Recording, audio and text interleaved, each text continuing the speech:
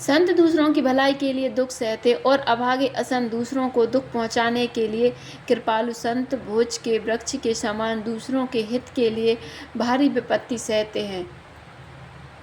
सन एब खल पर बंधन करई, खाल कड़ाई विपत्ति सही मरई। खले बिनु स्वार्थ पर अपकारी, अहि मूषक एब सुनु उर्गारी। किंतु दुष्ट लोग सन की भांति दूसरों को बांधते हैं और उन्हें अपनी खाल खिंचवाकर विपत्ति सहकर मर जाते हैं। हे सर्पों के शत्रु गणों जी, सुनिए। दुष्ट बिना किसी स्वार्थ के सांप और चूहे के समान अकारण ही दूसरों का अपकार करते हैं।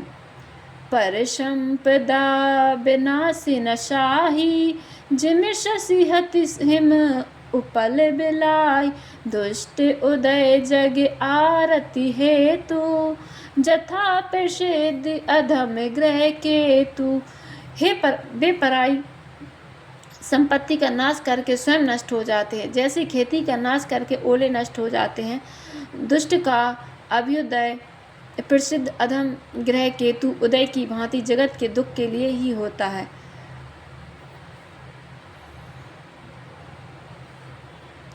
संत उदय संतत सुखकारी, विश्व सुखद जीव इंदु तमोरी। इंदु तमारो परम धर्म श्रुति विदित अहिंसा, पर निंदा सम अघ्न गरीसा। और संतों का अभ्युदय सदा ही सुखकर होता है, जैसे चंद्रमा और सूर्य का उदय विश्व भर के लिए सुखदाय है।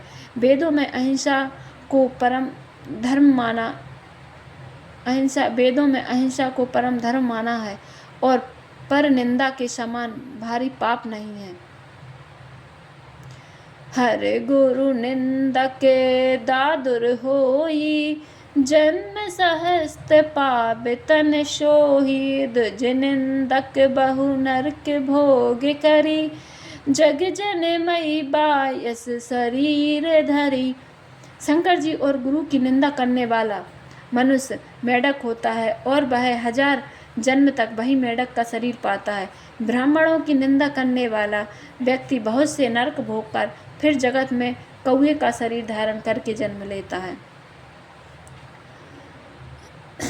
सुरश्रुति निंदक जे अभिमानी, रो रब नरक परईते प्राणी। होई उलूक संत निंदारत, मोह निशा प्रिय ज्ञान भानुगत।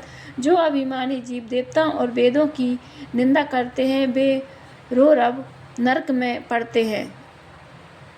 संतों की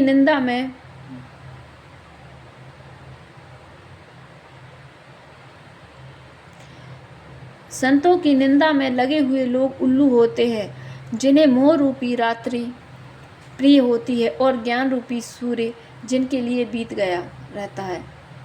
सबके निंदा जे जड़ करही, ते चमगादर होई अब तरही। सुनहु तात अब मानस रोगा, जिनते दुख पाबहि सब लोगा।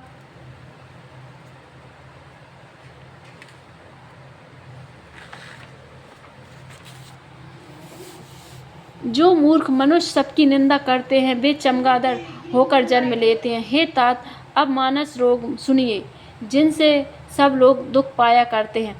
मोह सकल व्याधिन कर मूला, तिनते पुनि उपजई बहुसूला। काम बात कब लोभ अपारा, क्रोध पितृ निज छाती जारा।